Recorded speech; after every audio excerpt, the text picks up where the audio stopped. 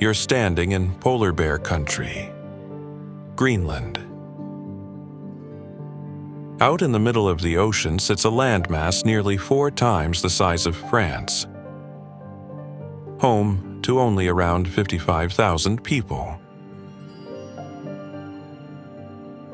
A place where towns aren't stitched together by highways. There are virtually no roads between settlements, so the world moves by plane, boat, helicopter, and in winter, by dog sled. Greenland doesn't feel like anywhere you've been. It feels like another planet hiding in plain sight on Earth. So step beyond the edge of the map into a world where nature is still the undisputed ruler.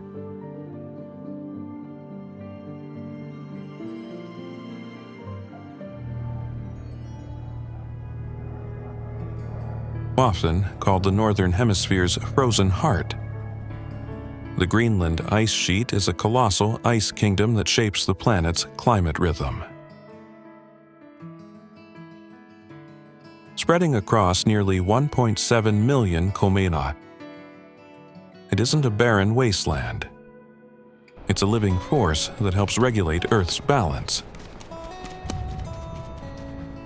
It stretches like an endless white desert, split by haunting fractures. Deep turquoise crevasses cut into ancient ice like jagged veins, exposing hidden depths across the plateau.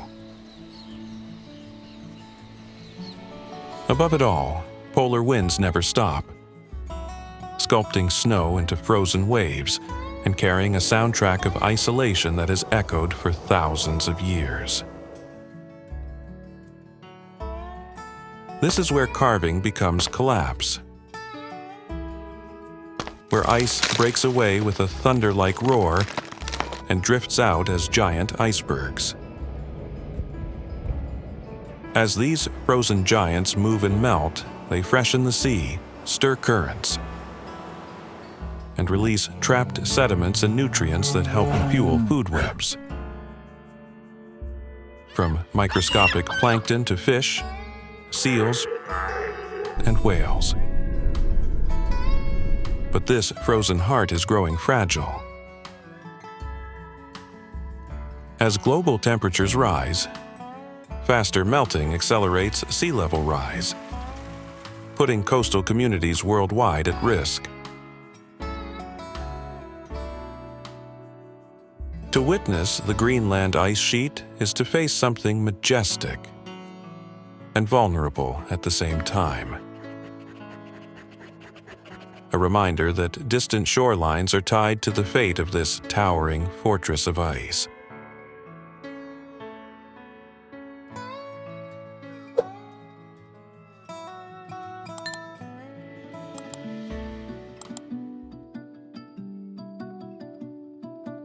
Nuuk doesn't look like a capital the way most people imagine one.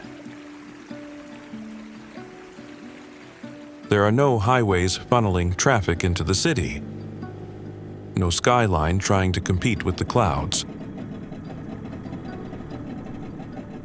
What hits first is scale, how small the town feels against the land. Mountains stand quietly behind it, and the sea presses in from almost every direction. This is where Greenland is governed, yet nature never steps aside. Modern concrete blocks sit close to wooden houses painted red, blue, and yellow, colors that began as practicality. In a place of fog, snow, and long winters, color helped people read the town fast, even from a distance. Even when the world blurred at the edges. Those bright walls still feel like a survival instinct turned into a signature. You might pass a government office on one street, then find fishing boats unloading on the next. Snowmobiles and cars share the same narrow roads. And on clear days, especially through the warmer season, humpback whales can surface offshore, close enough to spot from land, as if the city itself is only a temporary guest. More than a third of Greenland's population lives here, yet it rarely feels crowded. People sense the weather before they check a forecast. Plans orbit wind, ice, and light. In winter, darkness stretches long and Nuuk glows under street lamps and kitchen windows. In summer, the sun refuses to set, and time starts behaving differently.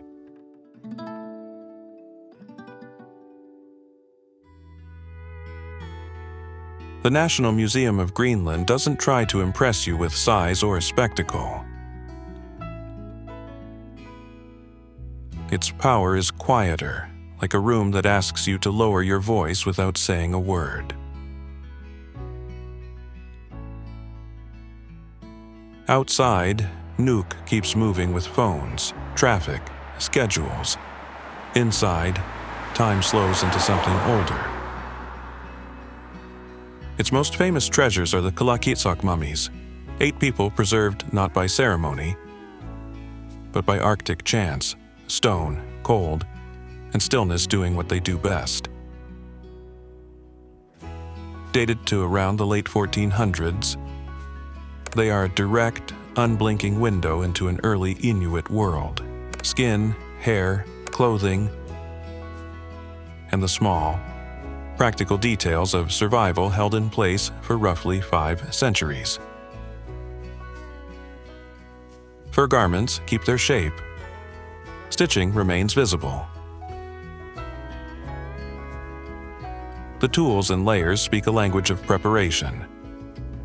People who weren't expecting rescue, applause, or a footnote in someone else's history. Just the cold, the dark, and whatever came next. And then the Arctic keeps its promise. It preserves. Not perfectly. Nothing in nature is perfect, but honestly. The museum doesn't turn these lives into spectacle. It lets them be what they always were, evidence of endurance, identity, and a world where every decision had weight. Step back outside, and Nuuk feels louder than before. Not because it changed, because you did. The city becomes a thin, bright layer on the edge of something immense. And you realize Greenland's story isn't only ice and distance. It's people, held together by tradition, by improvisation, and by the kind of strength that never needs to shout.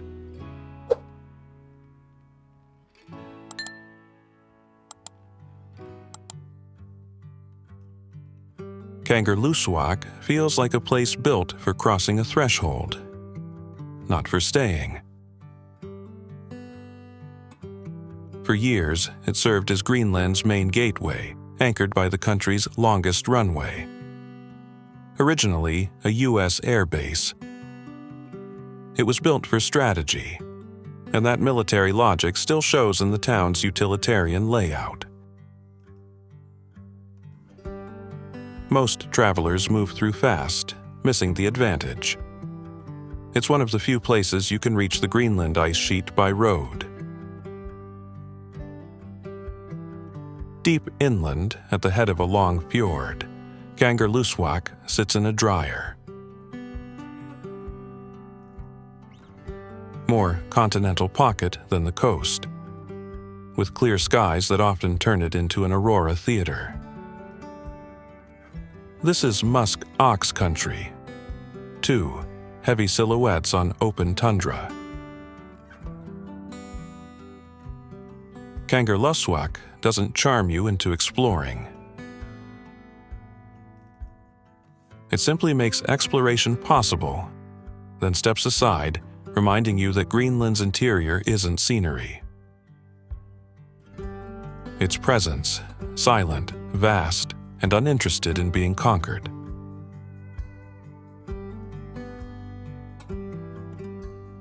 At point 6060, the road ends without ceremony. No sign, no fence, just gravel giving way to pure whiteness. One step you're on rock, the next, the horizon is ice. Under your boots are layers older than any human settlement here, snow pressed into history. In Greenland, the deepest continuous ice core records reach back over 120,000 years, long before names and borders or memory. Touch it, and the cold answers instantly. Sharp, corrective, reminding you how briefly you belong. Nearby, scientists drill ice cores and lift out climate archives, dust, ash, and tiny bubbles of ancient air sealed in crystal. Each band is a chapter stacked patiently through time, waiting to be read.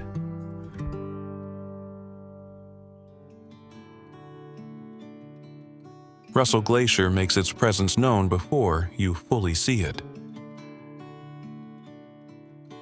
A distant crack carries through the air. Then it happens again. Ahead, a massive wall of ice rises around 60 meters high, scarred with fractures and streaked in deep blues and iron grays, shaped by pressure and time. The glacier feels alive in an unsettling way. Ice shifts when you're not watching. Chunks break without warning and collapse into the meltwater below. Every impact sends ripples across the surface, a reminder that nothing here is still. On the tundra along the route, reindeer, Greenland's caribou, appear often. Moving in small groups with heads down, searching for moss, lichens, and low grass. They don't rush. Every step looks measured, built to conserve energy, as if they already know summer doesn't last. More elusive are Arctic foxes. They flash into view, then vanish just as fast. In summer, their coat turns gray-brown, blending into rock and dry ground. In winter, it shifts to pure white. Almost perfect camouflage against snow and ice. Out here, wildlife doesn't perform for you. It simply belongs to the landscape, moving with the seasons in a world where silence usually wins.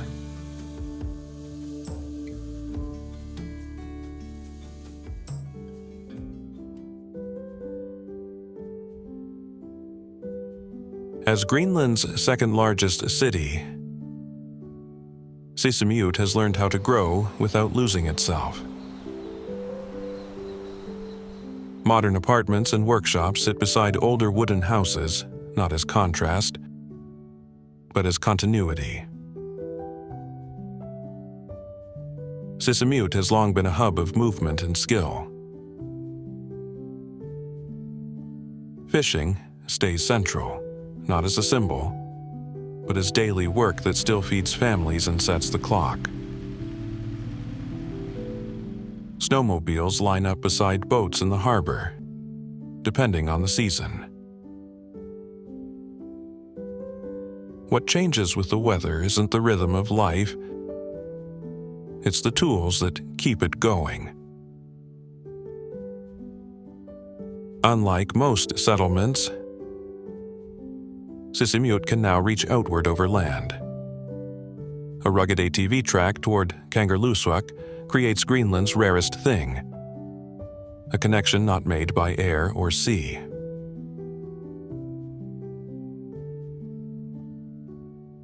Sisimiut doesn't advertise itself as a crossroads between past and future.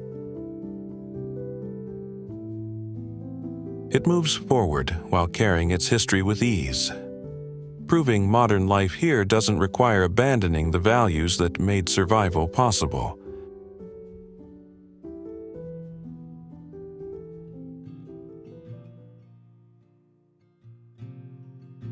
Ilulissat lives on the edge of constant motion.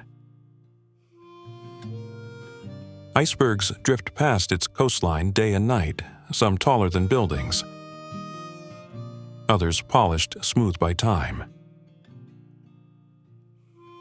Houses cluster along the shore, painted in reds, blues, and yellows that cut through snow and fog.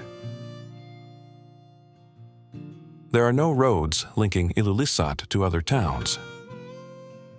Travel happens by boat, by air, or not at all. Daily routines bend around light and weather.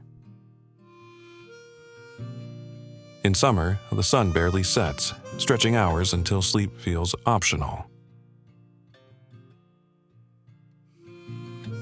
In winter, darkness closes in and windows glow against the cold. People move carefully, conserving energy, respecting conditions that don't bargain. Tourists arrive to photograph the ice fjord, stunned by its scale. Locals pass with grocery bags, children trailing behind, barely reacting to what others call extraordinary. Fishing remains central. Work continues. Life goes on. Ilulissat is Greenland's most visited town, yet it never performs. It lets you observe, but it doesn't reshape itself. Here, ice defines the horizon. Silence fills the gaps between sounds. And the lack of roads feels less like a limitation and more like a choice no one ever needed to debate on Greenland's west coast.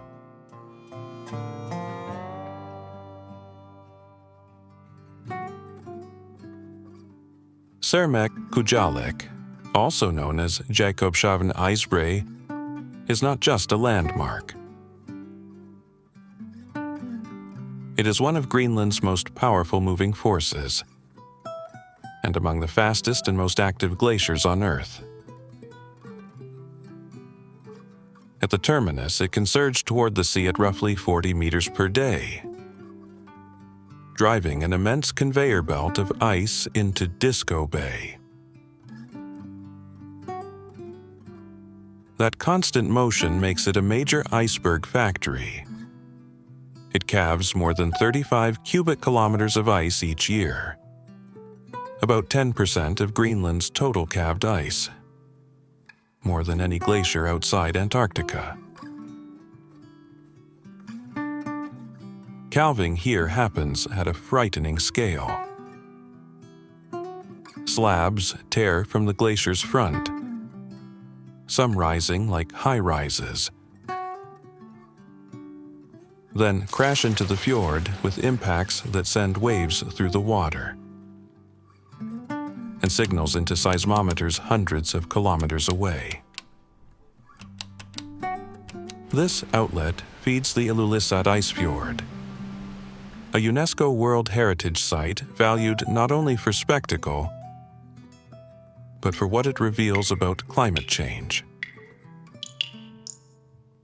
Scientists track Qaqortoq to understand ice loss and its contribution to global sea level rise.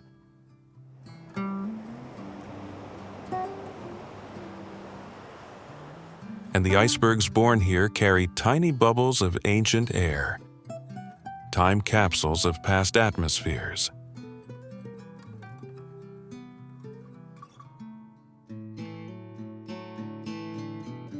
Disco Bay is a wide, breathing basin south of the Nuuk Peninsula, part staging ground, part holding pen for giants born from Qaqortoq. Icebergs calved in the Ilulissat ice fjord drift outward for months, and many of the biggest ones meet a hidden obstacle: the iceberg bank at the fjord's mouth, where shallower water can make them run aground and linger. The result is a silent maze of ice that looks almost deliberate, as if the sea is arranging sculptures in slow motion. The shapes change constantly: fortress blocks, needle spires, domes smoothed by wind and melt. In hard sunlight, the ice flashes bright white. In compressed depths, it turns a deep, saturated blue, color born from pressure and time. When summer arrives, Disco Bay wakes up. Humpback whales return to West Greenland's feeding grounds, drawn by seasonal abundance, capelin runs, and other prey carried by currents into shallow coastal pockets. They breach and slap their tails between drifting bergs, living power cutting through a world that seems built for silence. For Inuit communities, and this isn't scenery, these waters are a working landscape. Fishing and hunting grounds, knowledge passed through generations, and a place where adaptation is not a concept, but a daily skill. Disco Bay holds beauty, yes, but it also holds lives.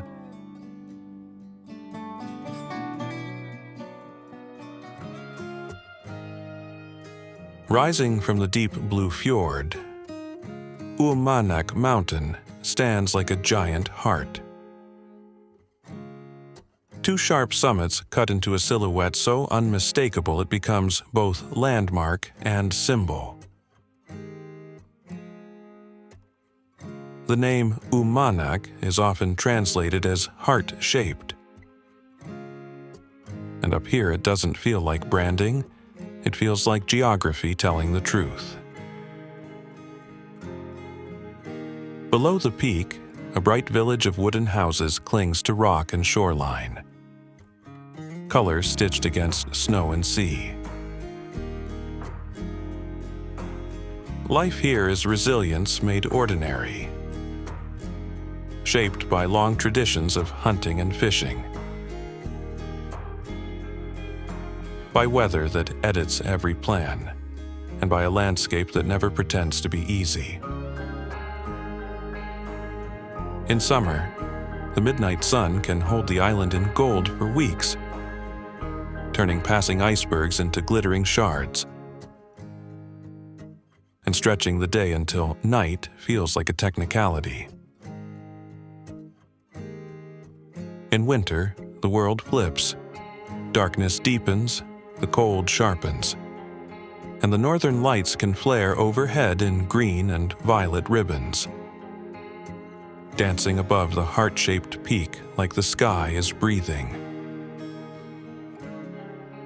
Sled dogs still fill the season with noise and motion, more than transport. They're part of the winter's pulse, trusted where engines can fail and distances don't forgive mistakes.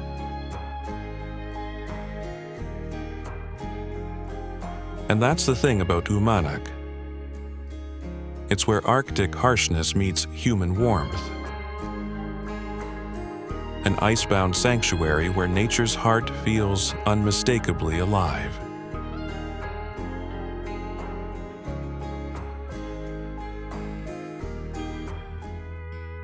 About 80 km north of Ilulissat, The Iki Glacier, Jacobshavn, is one of Greenland's sharpest places to watch the ice sheet carve in real time.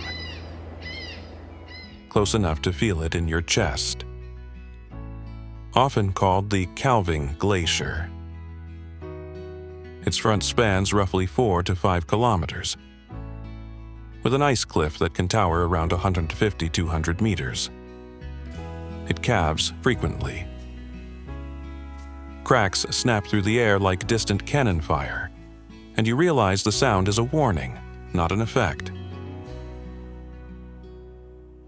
When huge blocks slam into the fjord, the splash can throw out powerful waves that rock boats even at a cautious distance.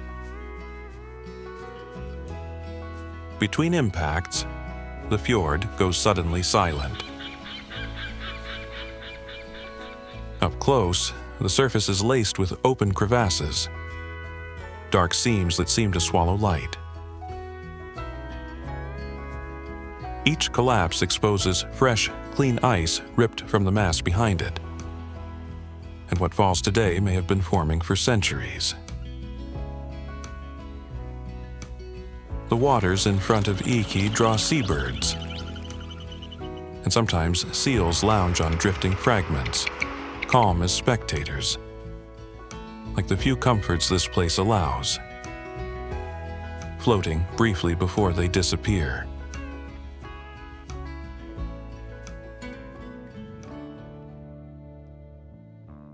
Qaqortoq, the largest town in southern Greenland, appears like a carefully arranged scene.